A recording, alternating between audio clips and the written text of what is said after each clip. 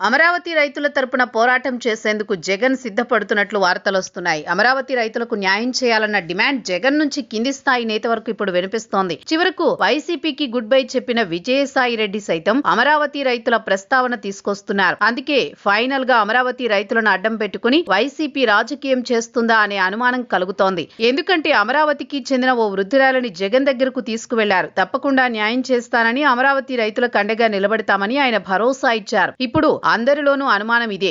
అంటే అమరావతి రైతుల ఉద్యమాన్ని తెరపైకి తెస్తారా అనే అనుమానం కలుగుతోంది. అయితే ఇన్ని గందరగోళాల నడుమ జగన్ అటువంటి స్టాండ్ తీసుకుంటే అమరావతి ప్రజలు నమ్ముతారా?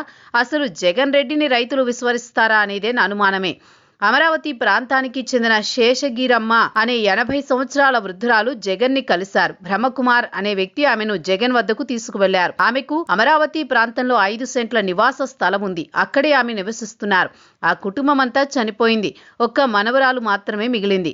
ఆమెతోనే ఆ ఇంట్లో ఉంటున్నారు. అయితే రహదారి నిర్మాణానికి అడ్డంగా ఉందని చెప్పి ఆ స్థలాన్ని ఖాళీ చేయాలని నోటీసులు ఇచ్చారు సిఆర్డీఏ అధికారులు.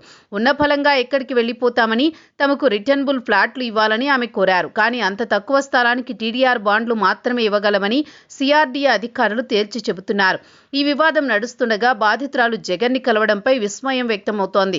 అధికారంలో ఉన్న చంద్రబాబు, పవన్, లోకేష్ ను కలిస్తే కొంత ప్రయోజనం ఉంటుంది. జగన్ వద్దకు ఉద్దేశపూర్వకంగా తీసుకువెళ్లారంటే దీని వెనుక ఏదో జరగబోతోందన్న అనుమానం ఉంది. అమరావతి విషయంలో జగన్ వ్యవహరించిన తీరు అందరికీ తెలిసిందే. ముఖ్యంగా రైతులకు చుక్కలు చూపించారు. వారి ఉద్యమాన్ని అణచివేసే ప్రయత్నం చేశారు. కేసులతో ఉక్కుపాదం మోపారు. వారికి కనీసం కవులు చెల్లించలేదు. వారి నుంచి సేకరించిన భూములను ఉచిత ఇంటి స్థలాల పేరిట పంచేందుకు సిద్ధపడ్డారు. 5 ఏళ్ల వైసీపీ హయాంలో ఒక్క రోజు కూడా అమరావతి రైతు పేరు వినిపించలేదు జగన్ నోటి నుంచి.